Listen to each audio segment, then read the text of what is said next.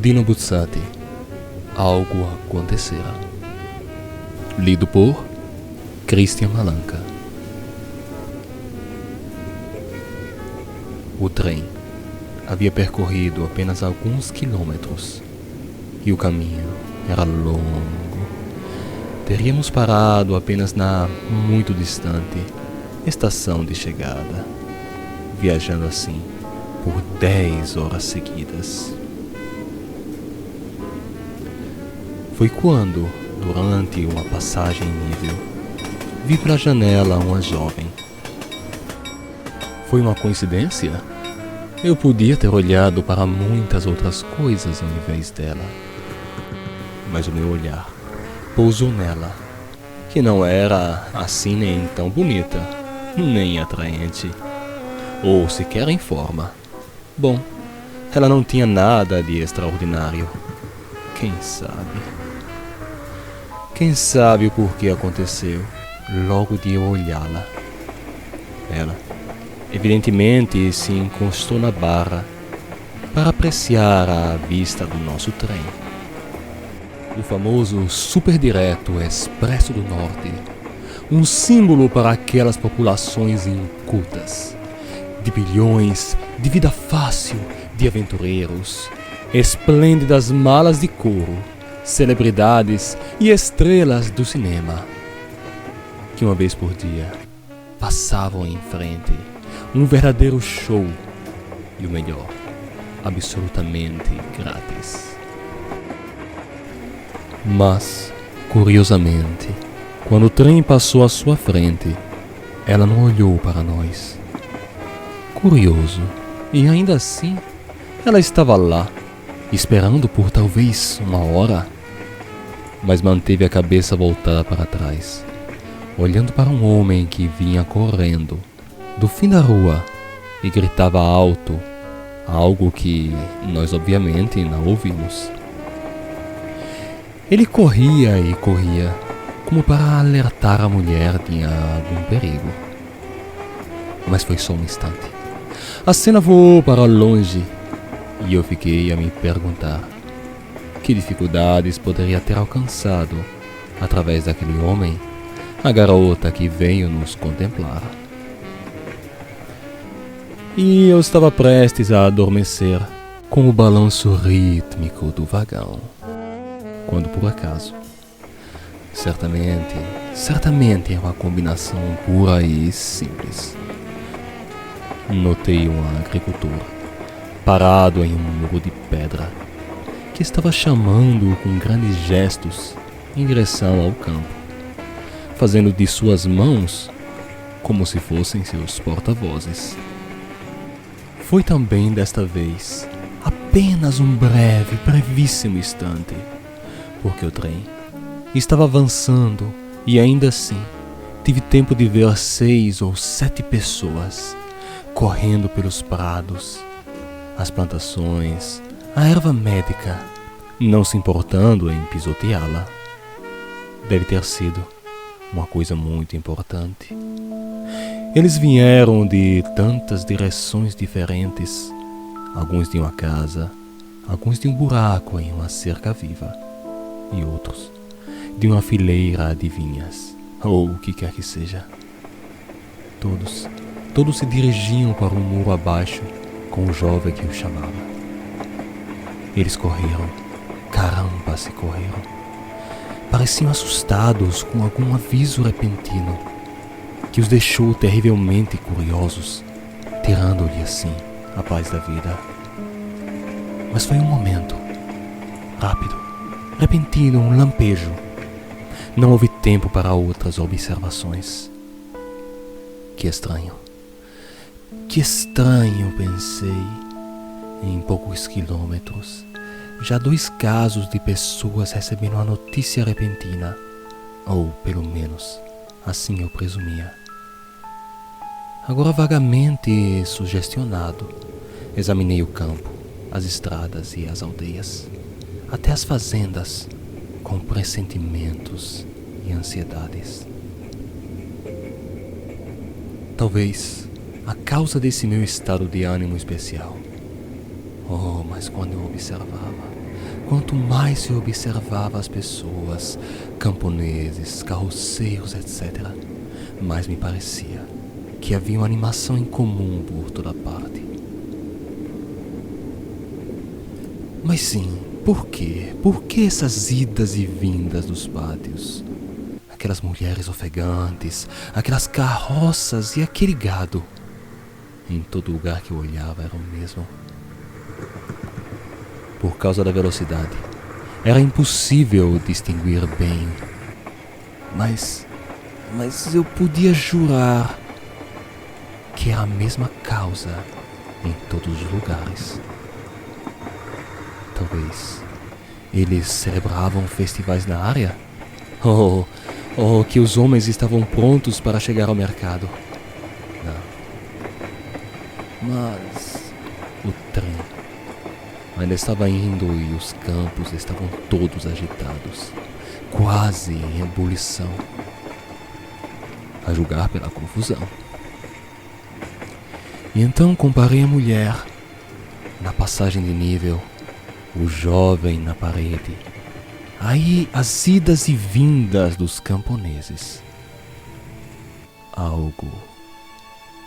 Algo havia acontecido, e nós no trem não sabíamos de nada.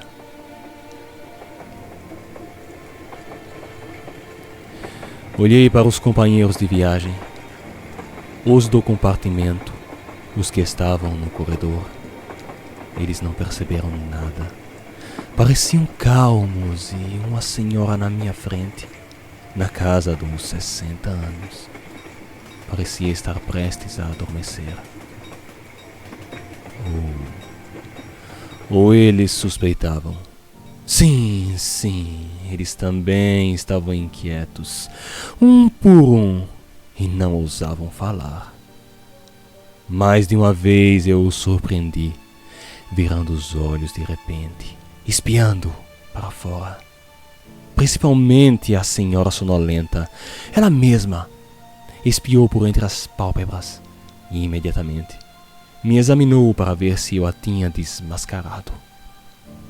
Mas do que eles estavam com medo? Nápoles. Aqui o trem costumava parar, mas hoje passou direto. As velhas casas passavam perto de nós, e nos pátios escuros víamos as janelas iluminadas, e naqueles quartos foi só um momento. Homens e mulheres se curvavam para fazer as bagagens e fechar as malas. Pelo que parecia, ou eu estava me enganando, ou era apenas a minha fantasia. Eles estavam se preparando para partir. Para onde? Não é uma notícia auspiciosa. Portanto, eletrificava as cidades e os campos. Uma ameaça, um perigo, um aviso do mal. Então, eu dizia a mim mesmo: mas se houvesse uma grande encrenca, eles certamente teriam parado o trem. E no trem, por outro lado, encontrava-se tudo em ordem. Sempre sinais verdes, tocas perfeitas, binários livres, como se fossem uma viagem inaugural. O jovem ao meu lado, com ar de se espreguiçando, levantou-se. Ele realmente queria ver melhor e se curvou sobre mim para ficar mais perto do vidro. Lá fora, o campo, o sol, as estradas de terra e as ruas, nas carruagens, caminhões, grupo de pessoas a pé, longas e longas caravanas, como as que chegam aos santuários nos dias do padroeiro. Mas havia tantos grupos, mais e mais densos, conforme o trem se aproximava do norte. E todos iam na mesma direção, descendo ao sul, fugindo do perigo, enquanto nós íamos diretamente ao seu encontro. A toda velocidade, nós nos precipitávamos para a guerra, para a revolução, a peste, o fogo, o que poderia ser? Nós sabíamos disso. Nós saberíamos disso em 5 horas, após a chegada. E talvez fosse tarde demais. Ninguém dizia nada. Ninguém queria ser o primeiro a ceder. Cada um, talvez, duvidava de si mesmo, assim como eu, na incerteza. Se todo aquele alarme era real ou simplesmente uma ideia maluca, uma alucinação, um daqueles pensamentos absurdos que de fato surgem no trem quando se está um pouco cansado. A senhora à minha frente suspirou, fingindo ter acordado, e, como quem não quer nada, ao sair do sono, desvia o olhar mecanicamente. Então, levanta as pupilas, olhando quase, por acaso, para a alça do alarme de segurança. E todos nós olhamos também para o dispositivo, com o mesmo pensamento. Mas ninguém falou ou se atreveu a quebrar o silêncio, ou simplesmente se atreveu a perguntar aos outros se haviam notado algo de diferente ou alarmante lá fora. As ruas estavam agora formigando de veículos e pessoas, todos caminhando em direção do sul, regurgitando os trens que vinham em nossa direção e os olhares de quem nos viu passar, voando com tanta pressa para o norte, ficaram completamente maravilhados. Lotadas estavam as estações. Alguém acenou para nós. Outros gritaram frases das quais apenas as vogais puderam ser percebidas, como os ecos de uma montanha distante. A senhora da frente começou então a me fixar, e com as mãos cheias de joias, sufocava nervosamente um lenço. Enquanto isso, os seus olhos imploravam. E eu finalmente falaria. Eu os levantaria daquele silêncio. Eu diria a pergunta que todos estavam esperando, como uma graça, e ninguém se atrevia a fazer. Eis outra cidade. Enquanto o trem, entrando na estação, diminuía um pouco a sua velocidade. 2 ou 3 se levantaram sem resistir, na esperança de que o maquinista finalmente parasse. E em vez disso, passou,